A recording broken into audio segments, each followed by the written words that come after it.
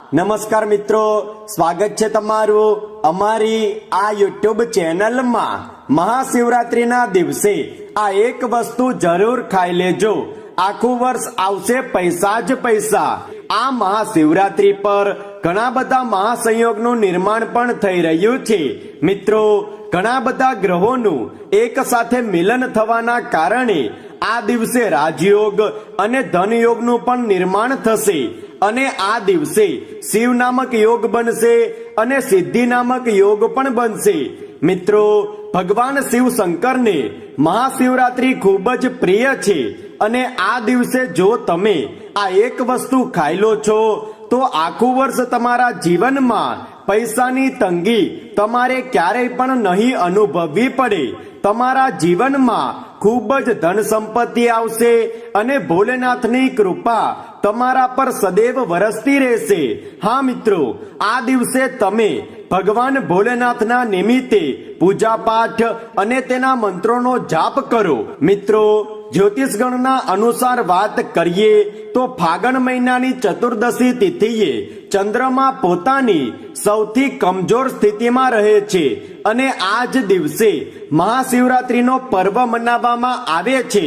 આ દિવસે ભગવાન શિવનું પ્રાગટ્ય થયું હતું અને કહેવામાં આવે છે કે ભગવાન શિવ અને માતા પાર્વતીના વિવાહ પણ આ જ દિવસે થયા હતા। આ દિવસે મહાદેવની ઉપાસના કરીને મનુષ્ય પોતાની દરેક મનોકામનાઓને પૂર્ણ કરી શકે છે। કાર્યમાં આવી રહેલી તમામ બાધાઓ તેમજ અડચણોને દૂર કરી શકે છે।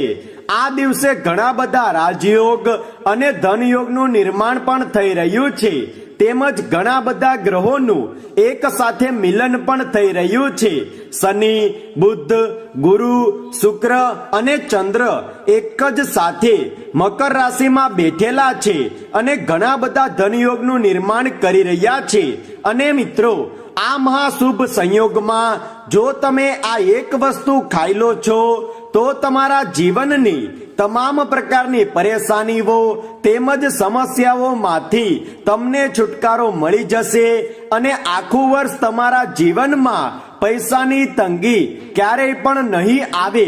હવે મિત્રો, ભગવાન ભોલેનાથને પ્રસન્ન કરવા માટે તમારે તેના નિમિત્તે કંઈક ને કંઈક તેને અર્પણ જરૂર કરવું જોઈએ અને આ જ દિવસે ભગવાન શિવના મંદિરેથી પોતાના ઘરે લઈ આવો કેટલીક એવી વસ્તુઓ જે મહાદેવને ખૂબ જ પસંદ છે। ભગવાન શિવના મંત્રનો જાપ કરવો, શિવ ચાલીસાનો પાઠ કરવો અને ભગવાન શિવની કથા સાંભળવી આ દિવસે ખૂબ જ શુભ માનવામાં આવ્યું છે। ખાસ કરીને શિવલિંગ પર શું અર્પણ કરવું જોઈએ તો મિત્રો, આ મહાશિવરાત્રિના દિવસે તમે સવારે વહેલા ઉઠીને સ્નાન અને સ્વચ્છ વસ્ત્ર ધારણ કર્યા બાદ એક લોટો જળ સૂર્યદેવને જરૂર અર્પણ કરો અને તેના પછી તમે ઓમ નમઃ શિવાય આ મંત્રનો 108 વખત જાપ કરો। તમે એક લોટો જળ લો અને જો દૂધ મળી જાય તો વધુ સારું, પરંતુ ગાયનું કાચું દૂધ જ હોવું જોઈએ। હવે મિત્રો, આમાં તમે ચોખા અને મિશ્રી નાખીને ભોલેનાથનો અભિષેક કરો। આ દિવસે પંચામૃતથી ભોલેનાથનો અભિષેક જરૂર કરો। મહાશિવરાત્રિના દિવસે વિશેષ રાજયોગ અને ધનયોગનું નિર્માણ થશે।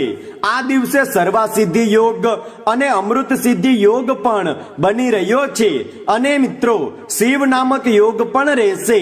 11 માર્ચ 11:35 સુધી શિવ નામક યોગ બનેલો રહેશે।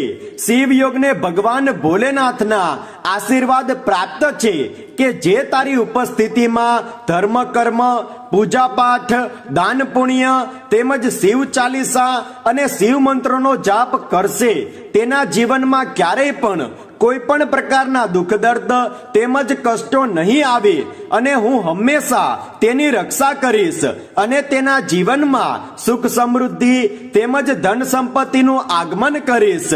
મિત્રો, આ દિવસે તમે સવારે પૂજા પાઠ કરીને મહાશિવરાત્રિના વ્રતનું પાલન કરો।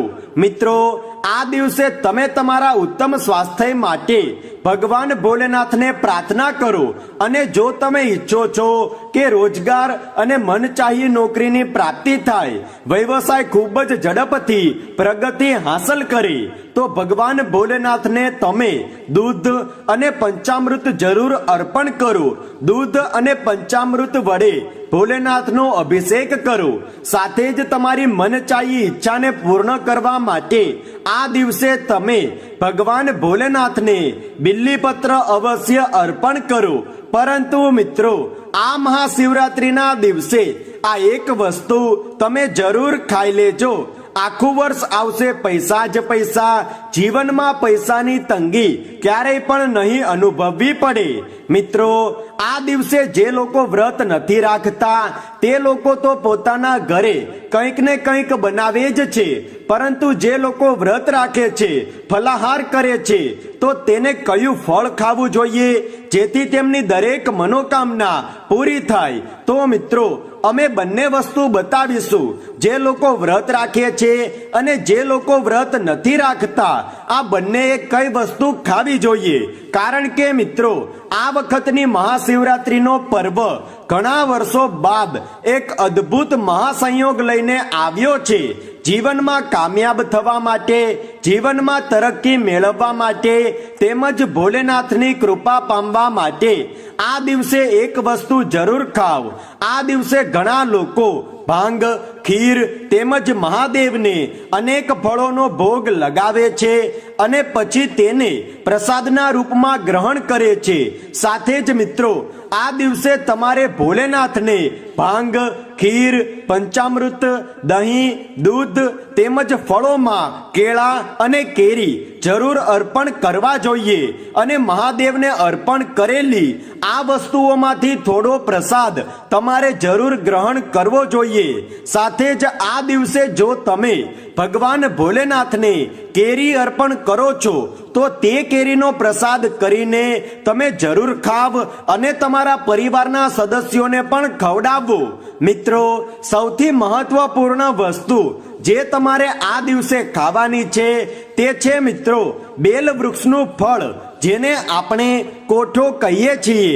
જો બેલ વૃક્ષનું ફળ તમને મળી જાય તો સૌથી પહેલા તમે તેને મહાદેવને અર્પણ કરી દો અને તેના પછી આ મહાશિવરાત્રિના દિવસે બેલ વૃક્ષના ફળનું સેવન કરો. એક તો આ ફળમાં આવી ગયું એટલે વ્રત કરેલા લોકો આ ફળ ખાઈ શકે છે અને જે લોકો વ્રત નથી કરતા તે પણ ખાઈ શકે છે. અને મિત્રો, જો તમે મહાશિવરાત્રિના દિવસે આ ફળનું સેવન કરો છો તો આખું વર્ષ તમારા જીવનમાં આવશે પૈસા જ પૈસા. છપ્પર ફાડ ધન સંપત્તિ તમને પ્રાપ્ત થશે.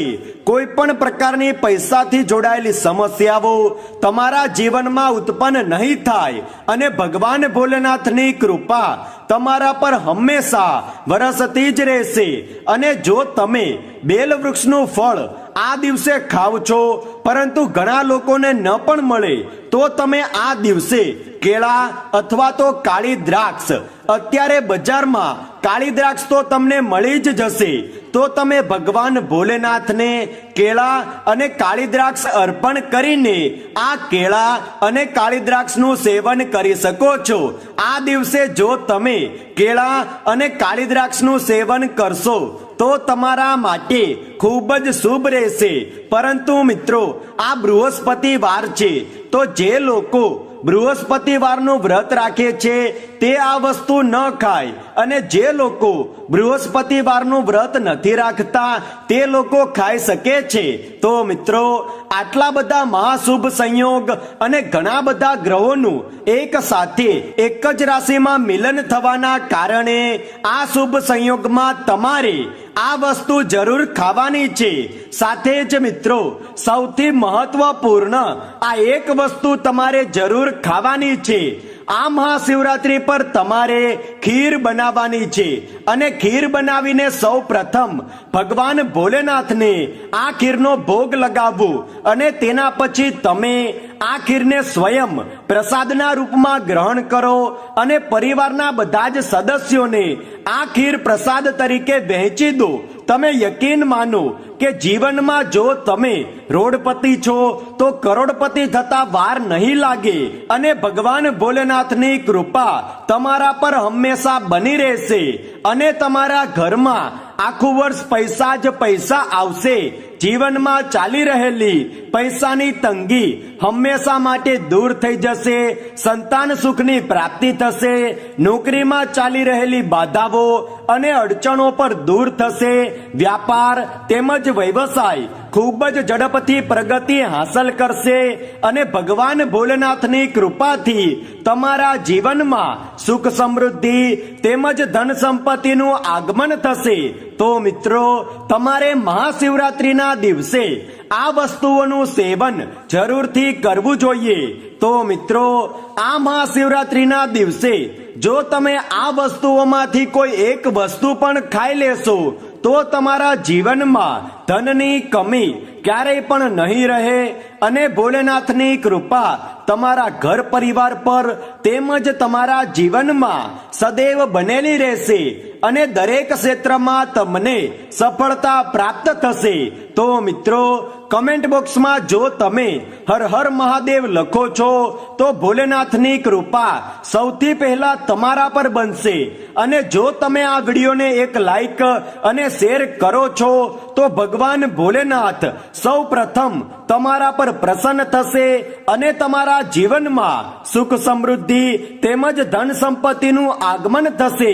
તો મિત્રો, વિડીયો પસંદ આવ્યો હોય તો લાઈક કરો, શેર કરો અને જો તમે અમારી ચેનલ પર નવા છો તો ચેનલને સબસ્ક્રાઇબ કરવાનું ના ભૂલતા। ધન્યવાદ।